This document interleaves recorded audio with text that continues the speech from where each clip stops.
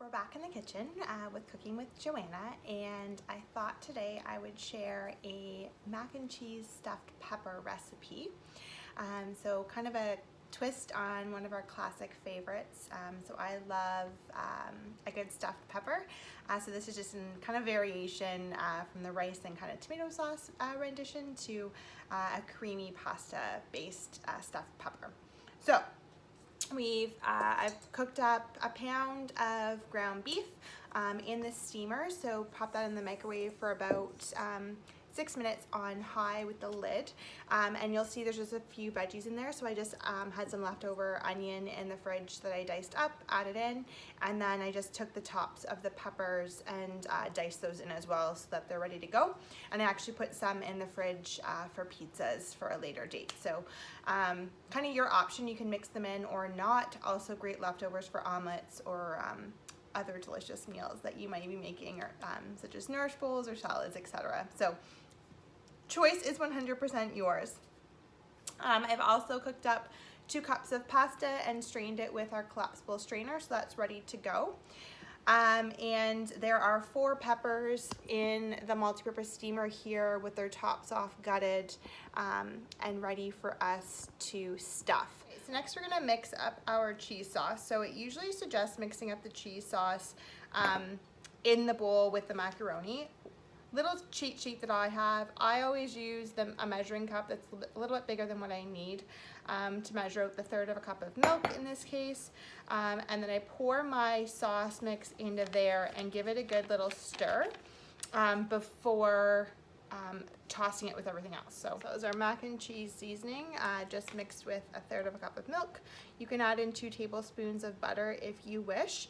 I don't find with this recipe when you use the ground beef that you actually need the extra 2 pounds. Oh my goodness. I don't feel that you need the 2 tablespoons of butter.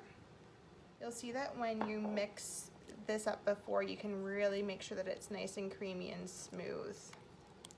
So we're gonna take our ground beef, we're gonna toss in the noodles.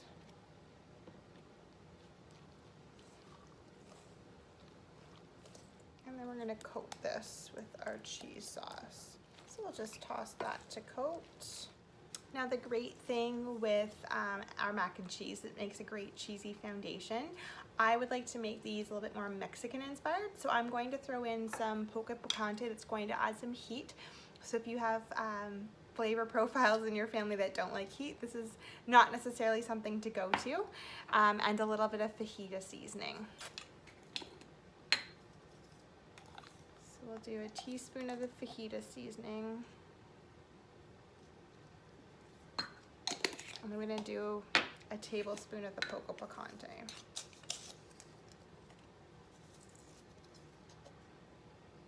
I just love the smell of poco picante. And we'll just mix that together. You can of course swap out the ground beef for ground chicken, ground turkey, or if you're looking for a vegetarian option, why not try some ground soy round, or lentils also make a great option. So now we're just gonna stuff the peppers with our mix.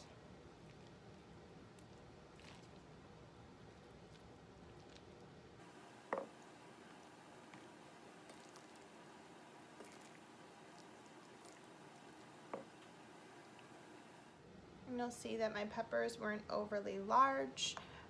So the larger the pepper, the better for getting all the stuffing in.